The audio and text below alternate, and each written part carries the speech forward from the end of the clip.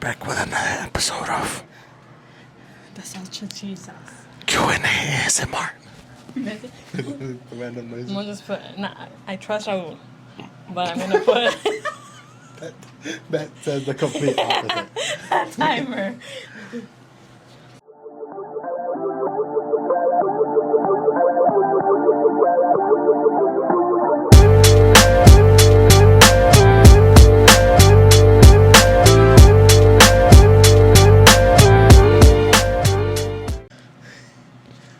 What's up, everyone? Welcome back to Saucy Bass Talk. Today we have a quite great surprise. I'm gonna hand over the this part to Jesse because he's actually gonna be hosting this episode. You better believe it. Here with you, wait, what did you say? The host that does the most? I don't know how to say Hostess it. with the most. The host that does the most. The host that does the most. Extra, we like being extra here, you know. Hi, B, but I come today, I got some questions for you. Okay. You know, You completely forgot to introduce the channel, but okay. that's true. We're here today at Saucy Bass Talk channel, not just for the YouTubes. You got Instagrams And now TikTok. as well. You've been yes. taking care of TikTok. Yeah. He's our TikTok handler, and it's been going really good. Actually, it's been like some solid numbers, and we barely just like started too. So We really just started. yeah, we're gonna He be said. doing some cool stuff there. But yeah, I got some bases for you, some questions for Wait, you, what the hell? some questions Okay. about bass things Yeah. and stuff. Okay. Yeah. I'm ready to answer. So, okay, we're going to go ahead with the first one here. What genres do you think are important for bassists, all bassists, to listen to? Like, what genres do you think are fundamental, regardless of what genre you play on the bass? I think listening to anything or learning any genre, any and every genre is important. But what I really find, okay, what do you want to say something? No, Oh. I'm just, You look so I just have it disturbed. ready. I think what is like really fundamental, considering on what genre you're majoring in. I think, I think for us, jazz is important because of the type of scaling that they do. But I really find that I enjoy when a norteño bass player knows how to play gospel or reggae and incorporates it into norteño. I think those two are really impressive to hear because everyone could play different genres separately, but to know how to fuse them together without sounding like you're trying too hard, that's the trick. So I think those two are, for me, are important. I don't know if I can say fundamental, but I think very important to know. No, yeah, I get what you mean. It's good to always try to do something as smoothly as possible, to where you don't sound too much like you're trying to do that genre, like trying to mix it, but in a bad way. Yeah, You know, like yeah. it still has to sound like your genre, still remain the essence, but still incorporate whatever else, right? So we're gonna go ahead and move on to the next one right here. Do you think, and this might be a controversial question, do you think is it really important to actually learn how to read music? Like, do you think it's a like complete must? Like, because you know a lot of people have very different views on this, so that's why I say it's Yeah. controversial. I think that if you know how to read notes, you would have bigger. I was thinking of, you know, you're older and wiser, and also wiser for some reason. I think if you learn to read notes, it opens up your opportunities in music. Oh yeah, definitely. So obviously, a lot of us, we don't know how to read anything. Very Just true. Period. We Very don't know true. how to read, but a lot of us don't know how to read notes. But yet, we've navigated through playing music without knowing, just kind of by ear. However, I remember when I was I tried out for the jazz band in college. the main requisite they asked me was to learn to read notes. So it does tell you that there is an importance there because you do want to know everything. I think it just expands your opportunities much more than just not knowing that part. Very true. I like that answer. Yeah, that's true. Yeah, because it's simple. The more you know, the more opportunities you get, especially in music. Yeah. Because you just expand everywhere. And a lot of people think because they're like, oh, I missed out on that opportunity. Oh, that opportunity, it meant it wasn't yours. You probably were not prepared for the opportunity. Very true. That's why. very true, actually, yeah. Okay, we're on to the next one here. What do you think of bass guitars such as 5-string/6-string as being an add-on to the bass player's role?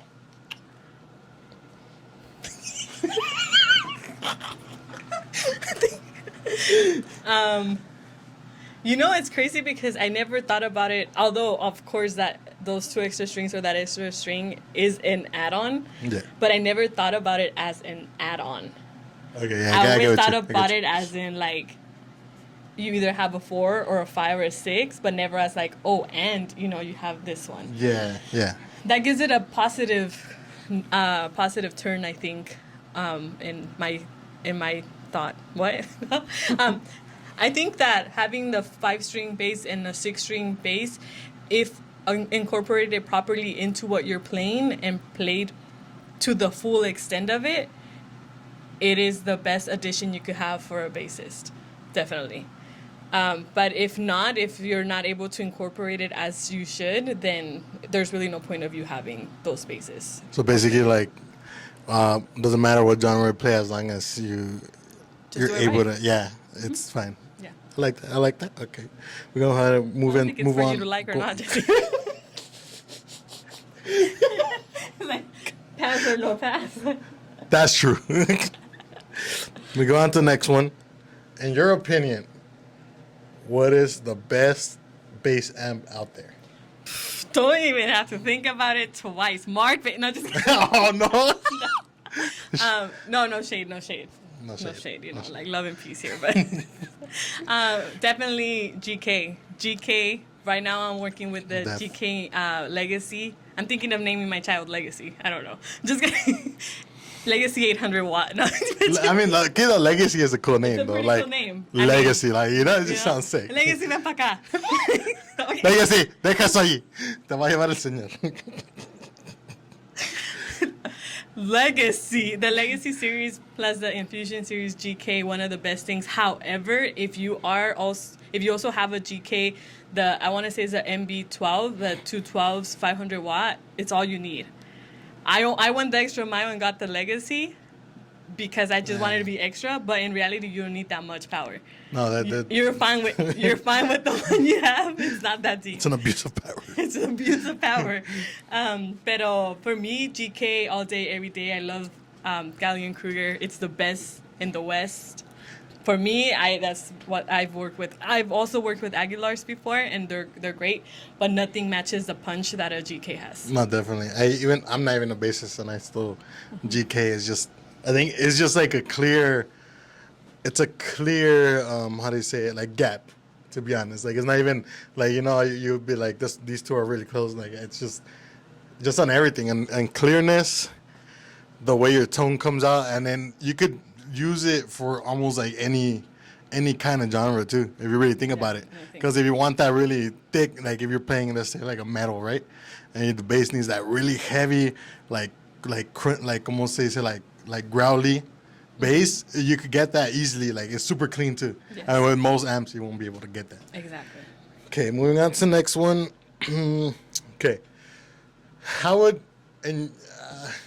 I guess in your eyes, or I guess technically ears, how would you best describe giving a song a certain feel, groove, or vibe?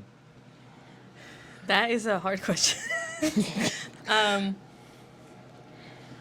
I think first and foremost, to get to be able to give a groove to a song, you have to be very familiarized with what your roots are. So you gotta get down your pocket first.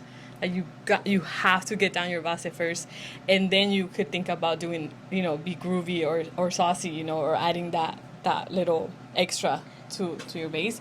The best way I could describe it is when you're playing and you feel something that's going to be natural for you and your drummer, and you both just execute it properly, but as well as having all the, like, having your feels go into it. A lot of times we want to say that like having feelings like in music or when you're playing is not good. Like we see it as a bad thing, especially in our género. Yeah. But I feel like that's what gives it that groove, That's true. you know? So to me, it's like, and when I mean by feels, I'm not saying like, oh, you're depressed or something. I'm saying And the like feels. feels as like, oh, I'm feeling this groove. Yes. Like let me Yes. be able to do it. Yeah. And so your body works with you to be able to transmit it through your instrument, and that's how you get a groove. But you need to be an open channel for that. You need to be able to know how to open yourself to it. That's the best way I could describe That's it. true. Even from a drummer's point of view, I'd probably be the same way too, because obviously you want to get your structure down of whatever song, and then I think also when I think we kind of lose ourselves as well on sometimes trying to complacer the people a little bit too much. Like obviously you want to do that, right? But then obviously you want to stay true to yourself as well.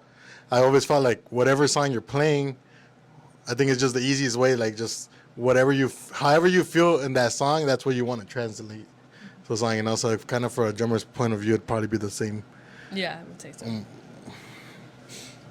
You know. No, I'm just like Method hasn't been recording. No, but it has. no. Okay, next question. You want to sit right there? Hyro. Right. Just start playing drums in the back. Blah, blah, blah. Next question should be technically fairly easy one. What is your dream bass? I already have my dream bass. The bass that I have right now, I always had it. I never wanted it. But Herman one day was like, I found this bass. I want it for myself, but you need it more than I do. And so that's the bass we have, which is a Fender Jazz bass.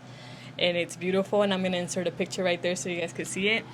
I would love a Ken Smith, Ooh, but I would want, like, Aaron's Ken Smith. true. Like, I don't want just any Ken Smith. I want that Ken Smith specifically. Why? Because it's marvelous the way it sounds, the way it plays. It's nice.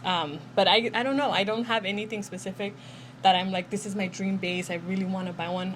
I do want to get an Adamovic bass, like a custom-made one. Oh, yeah, true. Just because of the, like, ergonomics with it. And then I would be open to another Fender, but I really want, like, a different type of color on the body. I've always played it safe and just, like, done reds or blacks, but I want something, like, crazy this time. Fender usually stays more on, like, the regular stuff. Yeah, just sunburst and solid colors. Yeah, and it's kind of like... Okay, Fender. Change it up a Like, little change it up a little bit. But, yeah, probably Ken Smith. At this point, I would want to get one of those. But a dream bass, I don't really have one. Oh, okay, yeah, I get you. Not an aficionado like that. Oh, makes sense. Yeah. Okay, so this next one is kind of weird. Not weird. I don't know. You But wrote these. It might it might be kind of hard to answer, but maybe easy. I think it just depends on the person. So, in your opinion, what is the biggest differences from recording bass in studio to playing bass live? Because, you know, a lot of people might be like, oh, playing is playing. But Playing is only playing until you play. Doesn't play. You know what I mean? Wow, I think when you're in studio, you want to be able to play in two different ways. The first one is you want to be able to play in a way that when someone else hears you outside of that recording studio, they know it's you. Number two, you want to be able to play in a way that it captivates the audience and it Yes. captures that audience.